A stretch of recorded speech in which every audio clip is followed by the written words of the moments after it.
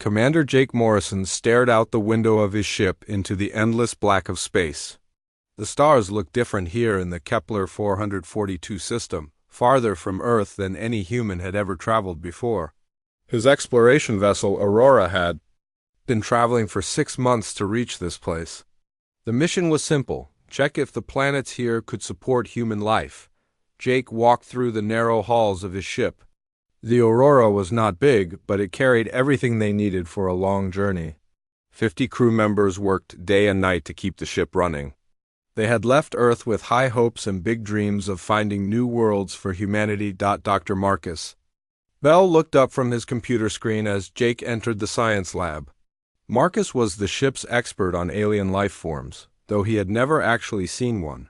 No human had. For over 200 years, humans had searched the galaxy for other intelligent life and found nothing but empty planets and dead rocks floating in space. "Commander, we're getting some strange readings from the fourth planet," Marcus said, pointing at his screen. "There are metal structures on the surface. Big ones." Jake felt his heart beat faster. Metal structures meant only one thing: someone had built them. "Are you sure these aren't natural formations?" "No, sir, these are definitely artificial. Someone made them." Marcus turned his screen so Jake could see better. The images showed massive towers reaching up from the planet's surface, each one bigger than the tallest buildings on Earth. Jake grabbed the ship's communication device. "All hands, this is the commander. Report to your stations immediately. We may have found what we've been looking for." The crew moved quickly through the ship. Everyone knew this moment might come, but none of them really believed it would happen.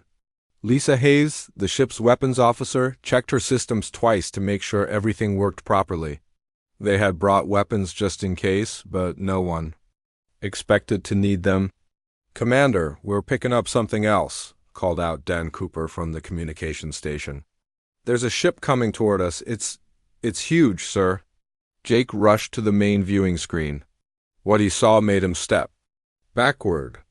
A massive ship, easily 10 times the size of the Aurora, moved through space toward them. Its surface was covered in strange crystals that caught and reflected the light from the nearby star. The ship looked like nothing humans had ever built. "Sir, they're trying to talk to us," Dan said, his voice shaking slightly. "Put it on the main speaker," Jake ordered. The voice that came through the speakers was unlike anything any human had ever heard. It sounded like metal scraping against stone, but somehow the words were clear. "Small ship of unknown design. You will identify yourselves immediately." Jake took a deep breath. This was the moment that would change everything. "This is Commander Jake Morrison of the human exploration vessel Aurora. We come in peace." There was silence for a long moment. Then the alien voice spoke again, but this time it sounded different. Angry. "Humans, we know of your kind. You are new to the stars. You do not belong here." The alien ship moved closer. Now Jake could see more details of its design. The crystals on its surface were not just decorations. They pulsed with energy like a heartbeat made of light. The ship itself seemed alive in a way that made Jake uncomfortable. "We are the Vector," the voice continued. "We are the purifiers of the galaxy. We bring order to chaos. We make the universe clean." "We don't understand," Jake replied. "We're just explorers. We're looking for new places to live." "Yes, this is the problem. Your kind spreads like a disease. You take what is not yours. You destroy what you touch." "This cannot continue." Marcus grabbed Jake's arm. "Sir, I'm reading. Massive energy buildup in their ship. Whatever they're planning to do, it's big." The Vector voice spoke again, and this time Jake could hear something that sounded like satisfaction. "Watch and learn, humans. See what happens to those who refuse to accept purification." On the viewing screen, Jake watched in horror as a beam of purple light shot out from the alien ship. The beam struck the mining station that humans had built on the fourth planet. For a moment, the station glowed with the same purple light. Then it simply disappeared. Not destroyed or blown apart, but gone as if it had never existed at all. "Molecular disintegration," Marcus whispered. "They broke apart every atom." The 300 humans working on that station. Lisa said, but she couldn't finish the sentence. Gone, Jake said quietly. All of them. The Vector voice returned, and now it definitely sounded pleased. You see how easy it is. Your weapons cannot protect you. Your shields cannot save you. Nothing you have built can stand against us. Jake felt anger rising in his chest, but he forced himself to stay calm. Getting angry would not bring back the dead miners. What do you want from us?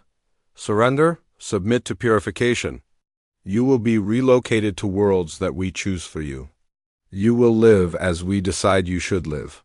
You will cause no more harm to the galaxy, and if we refuse, then you will join your mining station. You will become nothing at all. Jake looked around at his crew. Fear showed on every face, but he also saw determination. Humans had not come this far just to give up.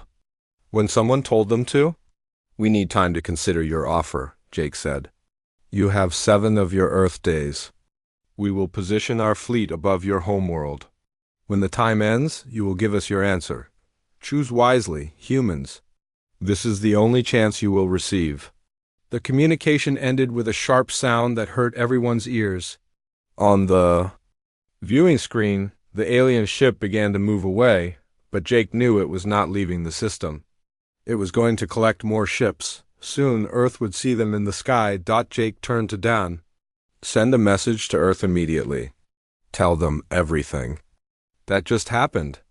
Tell them the aliens are coming and they have 7 days to decide humanity's future. As Don worked at his station, Jake thought about what they had learned. The Vector were powerful beyond anything humans could imagine. They saw humanity as a disease that needed to be controlled or eliminated. They had weapons that could erase matter itself from existence, but there was something else Jake noticed. The Vector had announced their attack before they made it. They had given humans a warning and a choice. They fought like they were following rules, like war was some kind of formal ceremony. Maybe that could be useful. Maybe humans could find a way to use the alien sense of honor against them. Jake grabbed the ship's intercom. All hands, prepare for immediate departure to Earth. We need to get home before the Vector fleet arrives. Humanity needs to know what we're facing. As the Aurora began its journey back to Earth, Jake stared out at the stars one more time. When they had left Earth 6 months ago, humans were alone in the universe.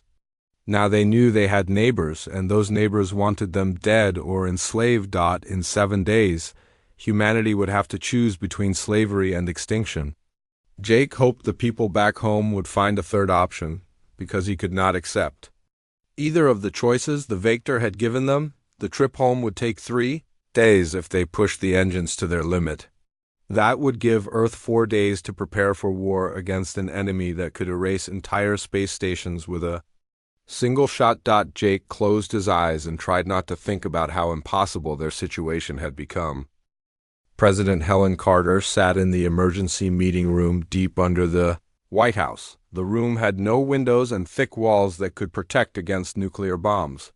But she knew these walls would not stop the aliens who were coming to Earth. 5 days had passed since Commander Morrison's ship returned with the terrible news. 5 days of panic, fear, and desperate planning. The Vector fleet hung in space just outside Earth's atmosphere like dark clouds before a storm. Their ships were so big they blocked sunlight from entire cities. "Give me the numbers again," Helen said to Admiral Chris Taylor. Chris looked tired. He had not slept much since the aliens arrived. "We have 200 ships in the Earth defense fleet. Our best weapons are plasma cannons and nuclear missiles against their molecular disintegration technology." He shook his head. It would be like throwing rocks at a tank. Colonel Ryan Brooks stood near the back of the room. He commanded Earth Special Forces, the soldiers who did the jobs no one else could do. "Ma'am, we've been moving civilians out of major cities as fast as we can. But we can't move everyone. If they attack, millions will die." Helen felt the weight of every life on her shoulders. 2 days remained before the Vector deadline. 2 days to find a miracle or watch humanity become slaves to alien masters. "What about the secret projects?" she asked. "The ones we don't talk about in public?" "Meetings?" Dr. Amanda Foster stepped forward. She was a small woman with gray hair and tired eyes, but Helen knew she was one of the smartest people on Earth. Amanda ran the Department of Experimental Warfare, a group so secret that most government officials did not know it existed. "There is something," Amanda said quietly. "Project Midnight Sun. We've been working on it for 15 years. "Tell me," Helen said. Amanda looked around the room nervously. "The project started with a simple question. What makes humans different from other species we might meet? We assumed that aliens would have better technology, bigger ships, stronger weapons, so we focused on what they probably would not have, which is what? Our ability to think about fear itself, to turn terror into a weapon." Admiral Taylor frowned. "I don't understand." "Fear is just an emotion." Amanda pulled out a small device that looked like a tablet computer. For most species, fear is simple: fear of death. Fear of pain, fear of losing food or territory. Basic survival instincts, but humans are different. We fear things that don't even exist. We fear being alone in the universe. We fear that our lives have no meaning. We fear the darkness between the stars. She touched the screen and images appeared. Project Midnight Sun has been studying human psychology, human horror stories, human nightmares. We've learned to identify the deepest fears that exist in the human mind. Then we learned how to create technology that can project these fears into other minds. Helen felt a chill run down her spine. "You're talking about psychological warfare." "More than that. We're talking about existential warfare, fighting with concepts that most species cannot even understand. The Vector have powerful weapons, but they fight like soldiers. They follow rules. They announce their attacks. They spare non-combatants. This suggests they think about war the same way they think about everything else, as something with order and rules." Dr. Karen Mills, Amanda's partner in the project, spoke up from her seat. "We've analyzed their communications. The Vector see themselves as bringing order to chaos. They believe they are doing good by controlling other species. This kind of thinking suggests they have never encountered true chaos. They don't understand what humans call existential dread." Colonel Brooks stepped closer. "Are you saying you can scare them to death?" "Not exactly," Amanda replied. "But we can introduce concepts into their minds that they cannot process. Fear of meaninglessness. Terror of being alone in an empty universe. Horror at the idea that existence itself might be pointless. These are uniquely human fears." Admiral Taylor shook his head. "This sounds like science fiction." "So did faster-than-light travel 20 years ago?" Amanda said. "The technology works. We've tested it on volunteers. The effects are ... significant." "What kind of effects?" Helen asked. Dr. Mills answered. "Subjects exposed to our existential terror broadcasts report feeling lost, confused, unable to think. Clearly, they become obsessed with questions that have no answers. Why do we exist? What is the point of anything? What happens when everything ends? For humans, these questions are uncomfortable but familiar. For minds that have never considered such concepts, it could be devastating," Amanda finished. "The Vector appear to be a collective species. They think together, act together, share thoughts through some kind of mental connection. If we can introduce human-style existential terror into their collective consciousness... double quote." Helen was quiet for a long moment. Outside this room, millions of people were leaving their homes, not knowing if they would ever return. Children were asking their parents why the sky was dark in the middle of the day. The Vector ships cast shadows across entire continents. "How long would it take to deploy this weapon?" she asked. "The systems are already built," Amanda said. "We just need permission to activate them. But ma'am, once we do this, there's no going back. We'll be introducing something new into the galaxy. Something that other species might see as worse than anything the Vector." Captain Lisa Hayes entered the room quickly. She had been leading hit-and-run attacks against Vector scout ships for the past 3 days. Her uniform was torn and she looked exhausted. "Ma'am, I have a report from the front lines," she said. "Go ahead, Captain." "We've engaged 12 Vector scout ships. We lost 8 of our fighters, but we managed to damage 3 of theirs. More importantly, we learned something about how they fight. Lisa walked to the main screen and brought up tactical data. They always announce their attacks before they make them. They fight in perfect formations. They never target civilian ships, even when civilians get in their way. And when we retreated, they didn't chase us. What does that mean? Helen asked. They're fighting by rules that we don't understand. Like there's some cosmic law about how wars should be conducted. They have the power to wipe us out instantly, but they're choosing to fight fair. Colonel Brooks smiled grimly. Then they've never fought humans before. We don't fight fair, we fight to win. Helen looked around the room at her advisors. These people represented the best of humanity, scientists, soldiers, leaders who had dedicated their lives to protecting Earth. Now they were asking her to authorize a weapon that could change the very nature of warfare in the galaxy. Dr. Foster, if we use this weapon and it works, what happens next? Honestly, ma'am, we don't know. The psychological effects might be temporary or they might be permanent.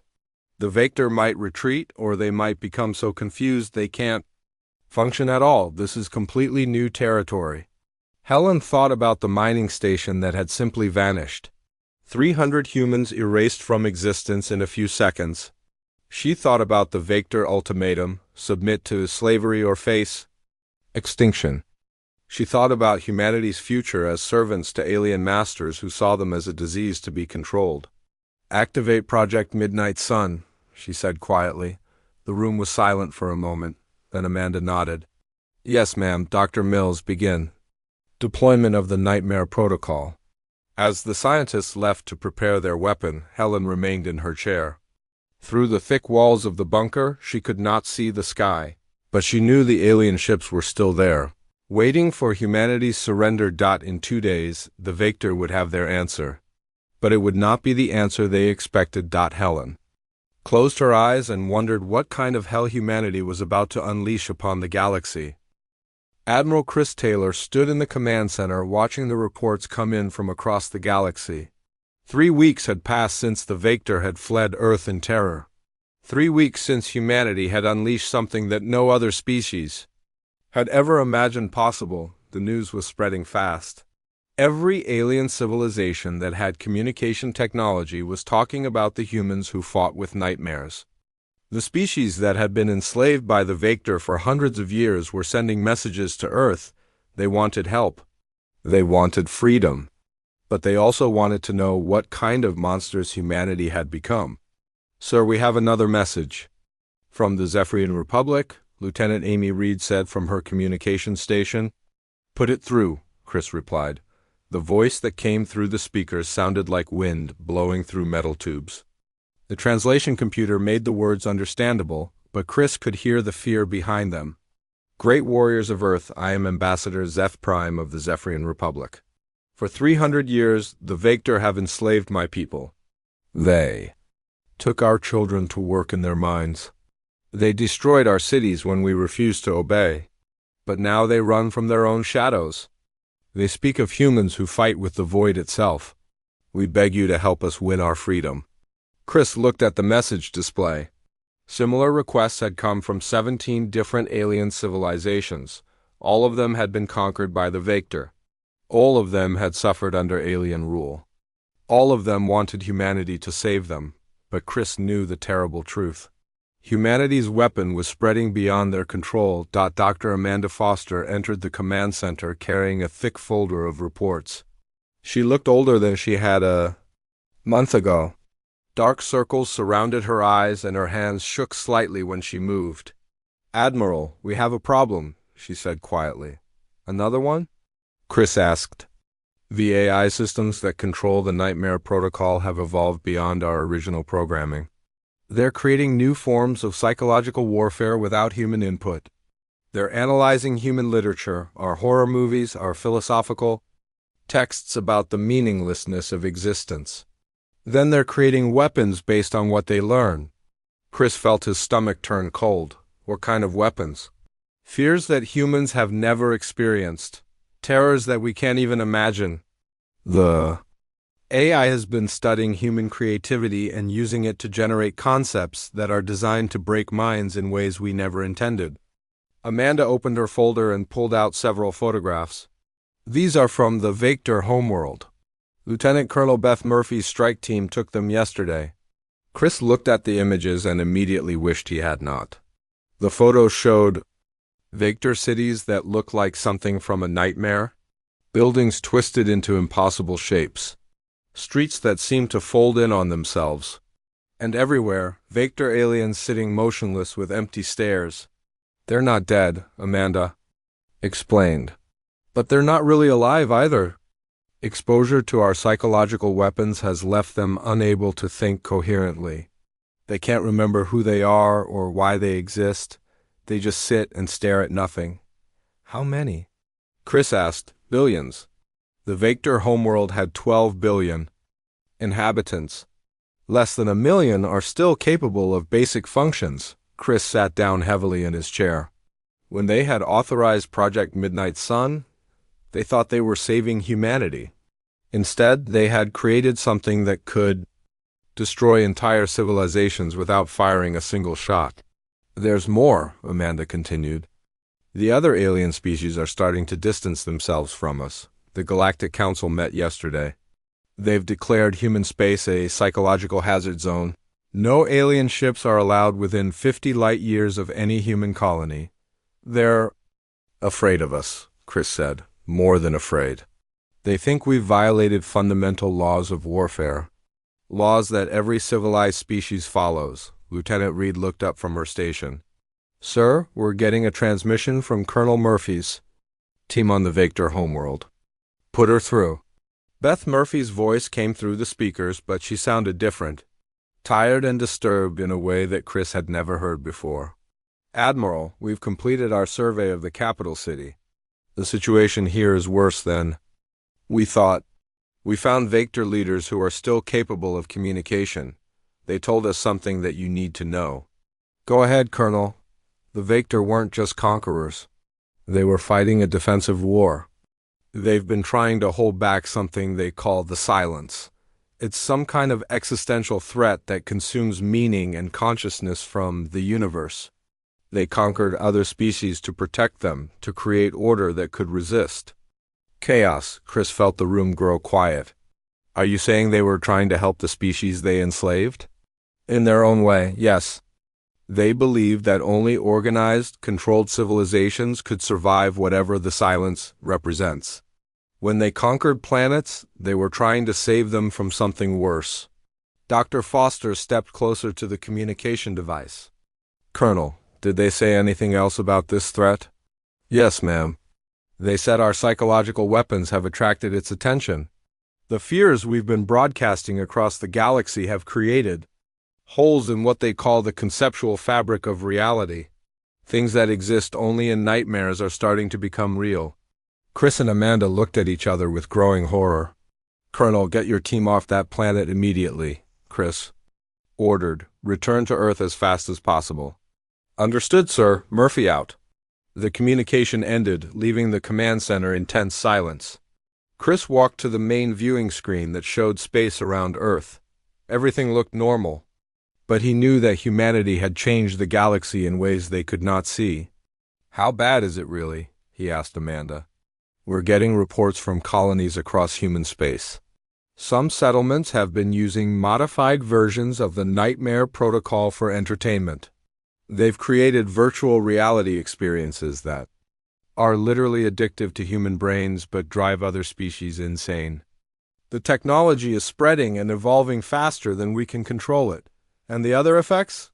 Alien scientists report detecting what they call reality distortions near human colonies, places where the normal laws of physics don't seem to apply, areas where thoughts and fears become physical entities. Chris thought about Earth's children who would grow up in a galaxy that feared and hated humanity. He thought about the billions of Vector sitting motionless on their homeworld, their minds broken by concepts they could never understand. He thought about the unknown threat called the silence that might be attracted by what humans had unleashed. Dr. Foster, can we stop it? Can we shut down the Nightmare Protocol? Amanda shook her head slowly. The AI systems have become too complex. They're running on quantum computers spread across dozens of human colonies. Even if we could shut them all down at once, the psychological weapons have already affected millions of alien minds. The damage has been done. And this silence that the Vector were fighting? We don't know. But if our weapons have attracted something that even the Vector feared... She did not finish the sentence. Chris looked out at the stars and wondered what humanity had become.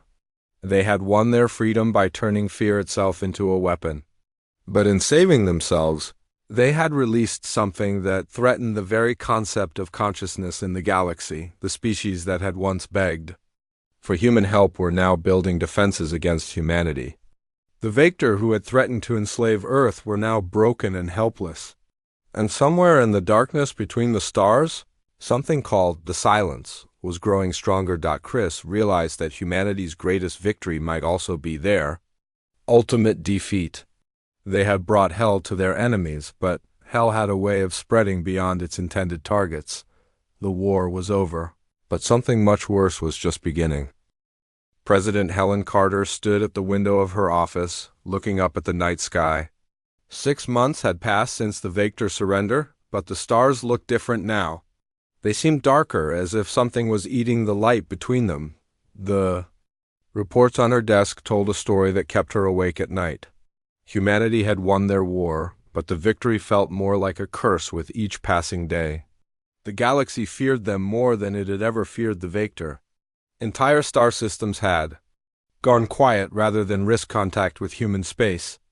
"Ma'am, the Galactic Council is ready for your address," her assistant said through the door. Helen picked up the speech she had written and rewritten a dozen times. "How do you apologize for saving your own species? How do you explain that you had no choice but to become monsters?" She walked to the communication room where cameras would broadcast her words across the galaxy. Every alien civilization that still maintained contact with the outside universe would hear what she had to say. Many others had already cut themselves off completely, building walls of silence around their worlds. Dr. Karen Mills sat in the corner of the room, monitoring the psychological effects of human communication on alien minds. Even simple human speech now required careful analysis to make sure it did not accidentally drive other species insane. "The alien translators are ready," Karen said quietly. "But remember, some concepts simply cannot be translated. Ideas like existential dread and cosmic horror don't exist in most alien languages." Helen nodded and sat down in front of the cameras. When the red light came on, she began to speak. "To the civilizations of the galaxy, I am President Helen Carter of Earth. 6 months ago, humanity faced extinction. The Vector demanded our surrender or promised our destruction. We chose a third option. We fought back with weapons you had never seen before. We won our freedom, but at a cost none of us truly understood." She paused, thinking about the words that came next. "We have learned that our weapons did more than defeat our enemies. They tore holes in the fabric of reality itself. The fears and nightmares that we turned into weapons have begun to take on lives of their own. We created entities that feed on consciousness and spread terror wherever they go." In another part of the building, Admiral Lisa Hayes read reports from human colonies across the galaxy. The news was getting worse every day.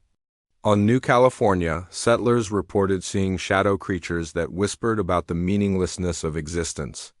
On Armstrong Station, children were having shared nightmares that seemed to predict future events. On the mining world of prospectors, Hope, workers had found caves that somehow existed in more dimensions than the human mind could process. "Admiral, we're getting a priority message from Commander Morrison," Lieutenant Dan Cooper said. Lisa looked up from her reports. Morrison had been leading deep space reconnaissance missions, trying to map the spread of what scientists now called reality distortions.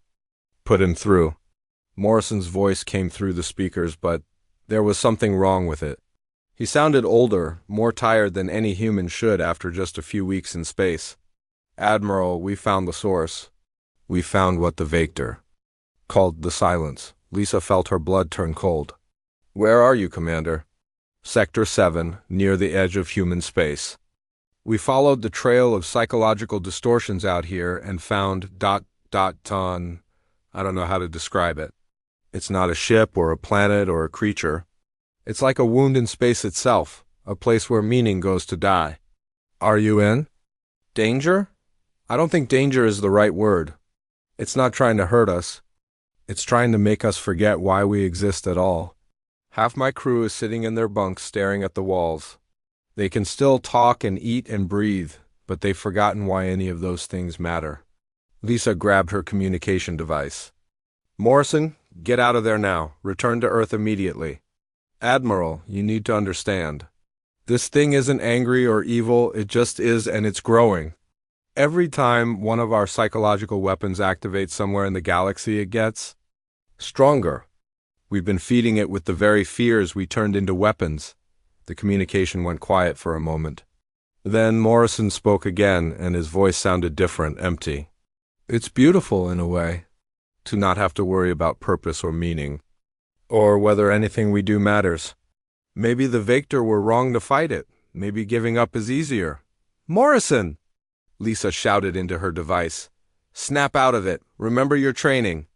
Training for what? To protect what? Does it really matter if humanity survives? Does anything matter at all? The communication ended. Lisa stared at the speaker, knowing she had just lost another good officer to the thing humanity had accidentally.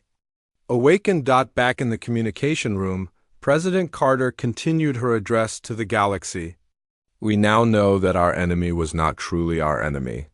The Vector were trying to protect all life from a threat that exists beyond normal understanding. They conquered civilizations not to enslave them, but to organize them against something that feeds on chaos and doubt. In defeating them, we removed the only force that was holding back the darkness. She looked directly into the camera, knowing that billions of alien eyes were watching her. Humanity takes full responsibility for what we have unleashed.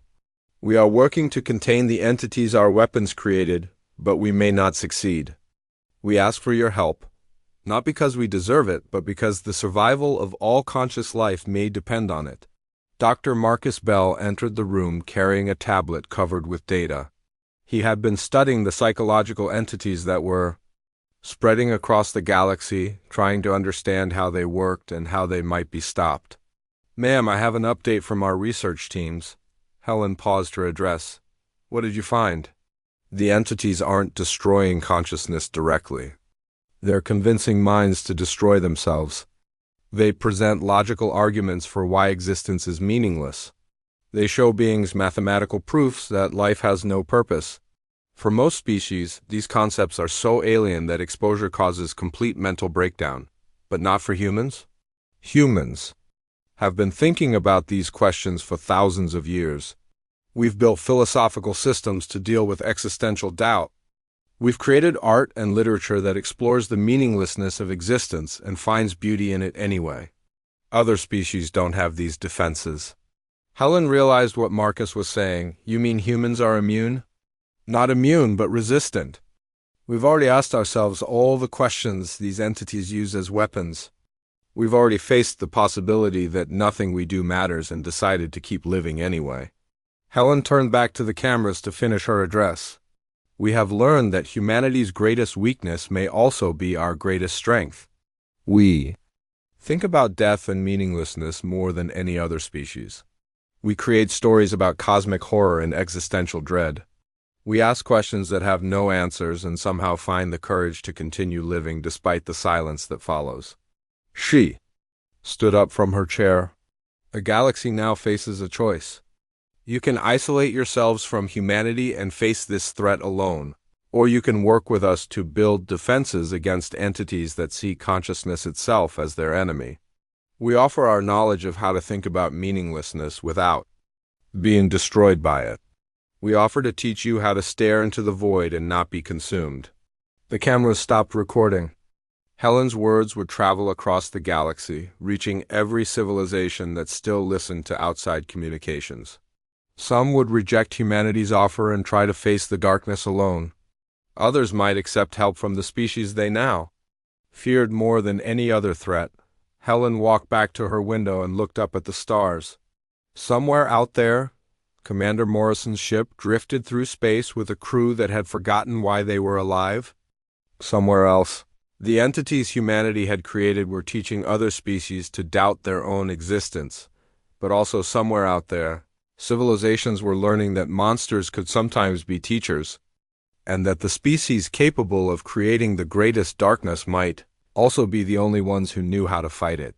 Humanity had become something the galaxy had never seen before. They were no longer the naive explorers who had left Earth looking for new worlds. They were the species that had weaponized hopelessness itself and somehow survived the experience. The war with the Vector was over, but the real battle was just beginning. President Helen Carter could not sleep anymore. Every night she sat by her window looking at the stars, wondering what humanity had done to the galaxy. 8 months had passed since the Vector fled from Earth. 8 months since humans had won their war by becoming something that scared even their enemies. The news reports on her desk told the same story every day. More alien civilizations were cutting contact with the outside universe. More worlds were going silent rather than risk talking to humans. The Galactic Council had stopped meeting because half the member species refused to enter the same star system as human representatives. Dr. Amanda Foster knocked on the door and entered without waiting for permission. She looked terrible. Her hair had turned completely gray and she walked like an old woman, though she was only 50 years old. "Ma'am, we have another situation," Amanda said quietly. "Tell me," Helen replied. "The colony on New Eden, they've been using modified psychological weapons to create what they call dream entertainment. People pay to experience nightmares that feel completely real but are safe because they know they're not real. That doesn't sound dangerous. It wasn't until yesterday. The artificial nightmares became real. Physical monsters made of fear and doubt started appearing in the colony. They don't hurt people's bodies, but they convince them that life has no meaning. 12,000 colonists are now sitting in their homes, unable to remember why they should get up in the morning." Helen closed her eyes. Another colony destroyed, not by alien weapons or natural disasters, but by humanity's own technology gone wrong. "How many colonies is that now?" she asked. 17. "And the effect is spreading. Every time we use any form of psychological technology, we create more distortions in what the scientists call the conceptual fabric of reality." Captain Lisa Hayes entered the room carrying a data pad. She had been promoted to admiral after leading successful raids against Vector ships, but now her job was much harder. Instead of fighting alien invaders, she had to fight against the monsters that humans had accidentally created. "Ma'am, we lost contact with Commander Morrison's expedition," Lisa said. "The team that was investigating the source of the distortions?" "Yes, their last message was 3 days ago." Morrison reported finding what he called a hole in the meaning of existence itself, then nothing. Helen felt a familiar cold weight in her stomach. Jake Morrison had been the first human to meet the Vector. Now he was probably the first human to meet whatever humanity had awakened by turning fear into a weapon. Dr. Karen Mills entered the room behind Lisa. She had been studying the psychological effects of human technology on alien minds, but lately she had been studying its effects on human minds too. "We need to talk about what's happening to our own people," Karen said. "The colonists who work with psychological technology are starting to change. They're developing new kinds of fears that humans have never experienced before." "What do you mean?" Helen asked. "Fear of existing too much. Terror at the idea that consciousness might be a disease that spreads through the universe. Horror at the possibility that thinking creates suffering for everyone around you. These aren't normal human fears." Amanda sat down heavily in a chair. "The AI systems that control our weapons have been analyzing human psychology for months. They've learned things about the human mind that we never knew ourselves. Now they're teaching these discoveries to anyone who uses the technology." "Are you saying our own weapons are changing us?" "They're making us more aware of the darker aspects of consciousness, aspects that most humans never think about because they're too disturbing to consider. Lisa pulled up a holographic display, showing the galaxy. Red zones marked areas where reality distortions had been detected. There were hundreds of them now, and they were growing larger every day. The aliens were right to fear us, Lisa said. We didn't just defeat the Vector. We broke something fundamental about how consciousness works in the universe. Helen studied the display. The red zones were spreading outward from human space like an infection. Each one represented a place where the normal laws of reality had been replaced by something else, something that fed on doubt and fear and the simple act of thinking about existence. Do we know what the Vector were really fighting? Helen asked. Karen nodded. We've been analyzing their historical records. For millions of years, they've been holding back entities they called silence bringers, things that exist in the spaces between thoughts. The Vector believed that organized, controlled civilizations could resist these entities. But chaotic, questioning minds attracted them. And we're chaotic and questioning, more than any species they'd ever encountered. Humans ask why about everything. We create philosophy and art that explores meaninglessness. We write stories about cosmic horror. To the Vector, we were like a beacon calling to every dangerous thing in the universe. Helen walked to the window again. Outside, the city looked normal. People went to work. Children played in parks. Traffic moved through the streets. But she knew that underneath this normal appearance, something fundamental had changed. Reality itself was becoming unstable around human settlements. Ma'am, there's something else, Amanda said. We're getting reports from the Vector homeworld. The survivors there have started building something. Massive structures that seem designed to contain or channel the psychological distortions. What kind of structures? We don't know. Our translation systems can't make sense of their technical documents. But the few Vector who can still communicate say they're building meaning anchors, devices that stabilize the conceptual fabric of reality. Lisa looked up from her datapad. Maybe we should help them. Help the species we just defeated. Help the species that knows how to fight what we accidentally unleashed. Helen thought about the irony. Humanity had won their freedom by driving their enemies insane, and now they needed those same enemies to help them fix what they had broken. Dr. Mills, what would happen if we stopped using psychological weapons completely? The entities we've already created would continue to exist. They're self-sustaining now, and the reality distortions are spreading on their own. Stopping new weapons development would slow the spread, but it wouldn't reverse the damage we've already done. So we can't go back? No, ma'am. We can only go forward. Helen made a decision that she knew would change humanity's future forever. Contact every human colony. Tell them to shut down all psychological technology immediately. Contact the Galactic Council and request an emergency meeting. And contact the Vector survivors. Tell them we want to help them build their meaning anchors. Amanda looked surprised. Ma'am, are you sure? The other species are terrified of us. They might see any offer of help as a threat. They should be terrified, Helen replied.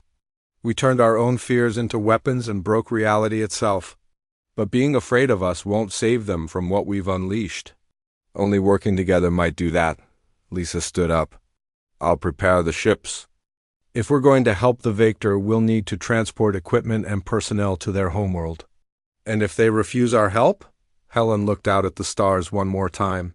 Somewhere out there, Commander Morrison's ship was drifting through space with a crew that had forgotten why they were alive. Somewhere else, entire civilizations were facing enemies that convinced them existence was meaningless. Then we'll help them anyway, she said. We created this problem. We have to be part of the solution, whether the galaxy wants our help or not. As her advisors left to carry out her orders, Helen remained by the window. She thought about the mining station that had been erased by Vector weapons. That had seemed like the worst thing that could happen to humanity. Now she knew better. The worst thing was not being destroyed by your enemies. The worst thing was becoming something so terrible that even you were afraid of what you had become. But maybe if humans could learn to work with their former enemies, They could find a way to fight the darkness they had unleashed. Maybe monsters could learn to be heroes again if they were willing to pay the price for their mistakes.